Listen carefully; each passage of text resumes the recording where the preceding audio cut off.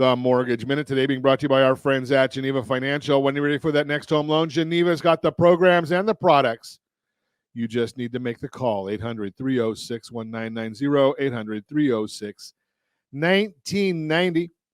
Every day at this time, OBMMI, they provide the most comprehensive, accurate, timely, and interactive analysis of pricing ever conducted in the mortgage industry, calculated from actual locked rates. They don't tell us points paid, points received, or APR. They tell us the locked rates with consumers across 42% of all mortgage transactions nationwide. 30-year conforming loan, 6.686. 30-year jumbo loan, 7.21. 30-year FHA, 6.50. 30-year USDA. Rural areas, generally no down payment, 6.455. And the best loan on the market for those that earned it. 30-year VA loan, 6.278. If you want our market commentary, our thoughts on the market, every morning we put out a little bit of our thoughts. rsrmarketminute.com, rsrmarketminute.com. You can get our thoughts right there. Again, rsrmarketminute.com. That's what happened yesterday. What's going on today? S&P 500 is now up 31.65. 10-year Treasury is up 1 basis point, 4.14 or 4.15. That'll be important later in our broadcast. We'll talk about it. Mortgage-backed securities are up 7 basis points, which means interest rates are down ever so slightly today. Why? That's the question that we all ask. That's why you tune into Ron Siegel Radio. The other numbers, you can actually get those on that super secret website, google.com.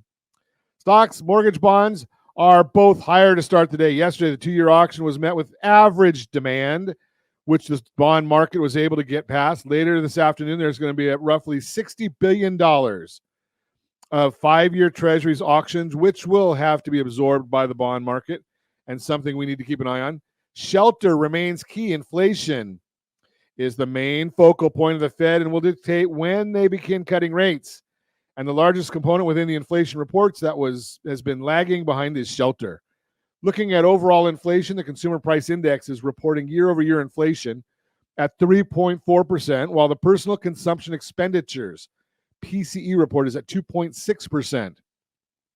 One of the biggest reasons for the discrepancy is shelter costs, which are weighted almost twice as much in the CPI report and is lagging what real data is telling us. We do anticipate this to eventually catch up, likely over the next few months, as it's anticipated that these organizations that put together this data will pull fresh figures for rents. There's another reading on inflation from Trufflation, which looks at 10 million data points as opposed to about 80,000 within the CPI and PCE. And it's showing current inflation at 1.87%. Big reason for that is they're showing rents only rising 0.89% versus the 6% readings in the other inflation reports. Friday will be a big day where we anticipate PCE, core inflation, to decline from 3.2 to 3%, which should be a good thing for the bond market. We also expect shelter to catch up further, hopefully in March and April. MBA, Mortgage Bankers Association, released their mortgage application data for last week, showing the purchases rose 8% after rising 9% in the previous week and are now down 18% year over year. Refinances fell 7% last week and are now down 8% year over year. Just remember, if you're thinking about on the refinance side, why are you refinancing? What is your purpose?